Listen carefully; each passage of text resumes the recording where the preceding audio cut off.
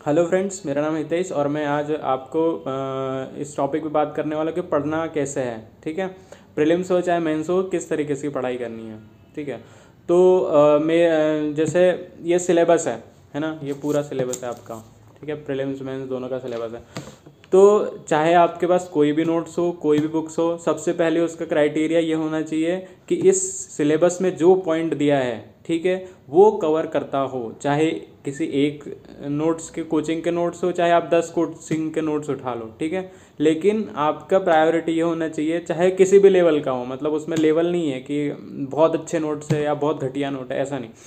Notes वो होने चाहिए या बुक्स वो होनी चाहिए जो सिलेबस में टॉपिक दिया है और वहाँ पे कंप्लीट करा रहे हैं। ठीक है, उससे ज़्यादा कोई क्राइटेरिया नहीं है बुक्स और नोट्स सेलेक्ट करने का। ठीक है, अगर आप एकदम घटिया किस्म के नोट्स भी लेते हो और उसमें ये टॉपिक सारे कवर है और उसको आप पढ़ लेते हो, तो उतने में आपका पेपर निकल जाए। ठीक है, तो बिल्कुल किसी भी स्टैंडर्ड बुक्स या ये इसके पीछे पड़े रहने की ज़रूरत नहीं है। मिल जाए तो बहुत अच्छी बात है। ठीक है, अगर आपको जितना अच्छा स्टैंडर्ड मिल सकता है मिले, लेकिन ऐसा नहीं कि भगना है और ढेर भी नहीं लगाना है। ठीक है, कि इसने ये बोला तो वो भी लिया है, उसने वो बोला तो वो भी लिया है, इसने बोला कि ये वाली अच्छी बुक है वो भी लिया है। ठीक है, ऐसे ढेर नहीं लगाना है। ठीक है, एक सब्जेक्ट के लिए एक बुक सफिशिएंट है और वो ये सारा कवर करती हो।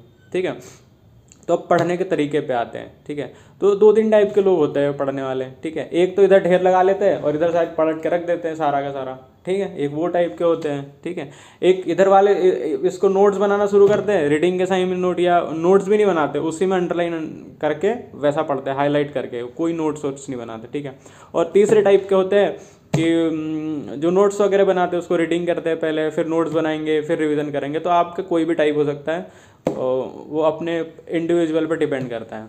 ठीक है, और मेरा फाइनली एम ये होना चाहिए कि भैया रिजल्ट आ रहा है। ठीक है, एमसीक्यूज, उस टॉपिक का एमसीक्यूज सॉल्व हो रहे हैं, उस टॉपिक से 3 मार्कर सॉल्व हो रहे हैं, उस टॉपिक से 5 मार्कर सॉल्व हो रहे हैं। ठीक है, और 11 मार्कर सॉल्व हो रहे हैं। बात बस इतनी सी बात है। ठीक है, तो इसको इतना टफ नहीं बनाना है, ईजी बनाना है। ठीक है, आपका जो सिलेबस है बहुत लेंदी है। ठीक है, इसको ईजी बनाओ, टफ मत बनाओ। ठीक है, तो ईजी बनाने के लिए क्या क्या तरीके हो सकते हैं उस पर अपन बात करेंगे। ठीक है, टफ बनाना है तो फिर बहुत सारे लोग बताते रहते हैं कि ऐसा कर लो, वैसा कर लो, इससे हो जाएगा, उससे हो जाएगा। भैया फाइनली जो है एमसीक्यू सॉल्व होने चाहिए उसी टॉपिक से, और वो भी खासकर जो टॉपिक सिलेबस में दिया है। मैं पर्टिकुलर उस टॉपिक पे ही बात करूँगा। जिसको बहुत डीप बात करनी है वो अपना कर ले, और जिसको और भी लेवल की बातें करनी है तो वो कर ले। मैं सिर्फ बेसिक क्वेश्चन पे बात करूँगा, जिस वजह से लोग बाहर होते हैं। ठीक है, बेसिक ज़रूर जो बाहर होने की वजह वो है कि आपका क्वेश्चन बहुत सिंपल सा पूछा। ठीक है, जैसे बेतवा नदी का उद्गम स्थल पूछ लिया। ठीक है, कहाँ से निकलती है, क्या होती है, वो नहीं पता तो आप बाहर होंगे। उस पर वो बांध परियोजना कितने मेगावाट का वो है, वो सब में तो ठीक है, चांसेस है कि आपसे बने नहीं बने, लेकिन अगर उसका उद्गम स्थल नहीं पता है तो आप बाहर हो। ठीक है, तो कहने का मतलब है कि अपनी पहले सिक्योर करो चीज़ें। ठीक है, जो बेसिक चीज़ है ना, तो मैं उस पर बात करने वाला हूँ। ठीक है, तो पढ़ने का तरीका क्या होता है कि आपके पास चाहे नोट्स हो, बुक्स हो, कुछ भी हो, या आपने नोट्स बना लिए हो, नहीं बना लिए हो, ठीक है, उससे नहीं मतलब। ठीक है, बना लिए तो अच्छी बात है, जैसे मैंने पिछले वीडियोस में बताया भी है कि कैसे बनाते हैं और क्या करते हैं। ठीक है, लेकिन अभी देखो क्या होता है कि जो साल भर का आपका टाइम है, या जैसे नोटिफिकेशन आ गया है या एग्ज़ाम की डेट आ गई है, तो सारी चीज़ें बदल जाती है ना। वो चीज़ें नहीं रहती कि आपको बैठ के नोट्स बनाने हैं, प्रॉपर नोट्स बनाने हैं, सिनॉप्सिस बनाने हैं। अब आपके पास जितने रिसोर्सेज है उसका सही से इस्तेमाल आपको करना है और कुछ नहीं। ठीक है, तो पढ़ने का तरीका ये होता है कि जैसे प्रीलिम्स की बात करूँ, ठीक है, 10 यूनिट्स है ना, 10 यूनिट को अच्छे से इन्होंने एलेबोरेट करके दिया हुआ है सारे टॉपिक्स। ठीक है, तो अपनी पहली प्रायोरिटी ये होनी चाहिए कि भैया टॉपिक टू टॉपिक पहले जितना बोला गया है उसने, ठीक है, जितना आपको सिलेबस में दिख रहा है उसको पहले ख़त्म करो, उसको अच्छे से ख़त्म करो, उसका एमसीक्यूज लगाओ। ना कि कोई मोटी सी बुक उठा लो और इतना डीप तक पढ़ लो उस टॉपिक को कि दूसरा टॉपिक आए नहीं। ठीक है, तो सबसे पहले बेटर कंडीशन उस व्यक्ति की रहेगी जो 10 यूनिट ऊपर ऊपर से अच्छे से पढ़ चुका है, कंप्लीट कर चुका है। ठीक है, ना डीप, मैं डीप की बात नहीं कर रहा हूँ। ठीक है, बेसिक क्वेश्चन, बहुत बेसिक जो अपन को लगता है कि आते हैं और अपन पढ़ना छोड़ देते, रिवीजन नहीं करते उस चीज़ का, लेकिन फाइनल एग्जाम में क्या होता है, वही क्वेश्चन सामने आता है और कन्फ्यूज़ हो जाते हो, 2 ऑप्शन में आप कन्फ्यूज़ हो जाते हो। ठीक है, तो ये नहीं होना चाहिए। ठीक है, तो सबसे पहले प्रायोरिटी के सारे 10 यूनिट्स है, ठीक है। और मेंस के लिए भी ऐसे ही है, पूरा जो सिलेबस है, सारे जीएस के जितने भी पेपर्स हैं, सब की बेसिक जो टॉपिक दिया हुआ है, जो टॉपिक दिया है उसको पहले ख़त्म करो, ठीक है। और ख़त्म करने का मतलब होता है कि प्रीलिम्स में एमसीक्यूज आपके लग जाने चाहिए और मेंस में आपके आंसर राइटिंग हो जानी चाहिए, ठीक है। अगर जैसे मान लो मैं अगर मेंस की बात करूं, ठीक है, तो कोई बिना पढ़े मतलब उसको ज़्यादा पढ़ने की ज़रूरत नहीं, कम पढ़ के उसकी आंसर राइटिंग जो स्किल्स होती है ना, बहुत अच्छी है, तो उसका सिलेक्शन हो जाएगा भैया, ठीक है, उसका सिलेक्शन हो जाएगा, है ना। आपको बिना पढ़े हो जाएगा उसका सिलेक्शन, ठीक है। और आप पढ़ के कुछ नहीं कर पाओगे, आप आंसर राइटिंग स्टार्ट की नहीं है आपने, ठीक है, और पढ़े जा रहे हो, है ना, बहुत सालों से पढ़े जा रहे हो, ठीक है, तो कोई मतलब नहीं है, ठीक है।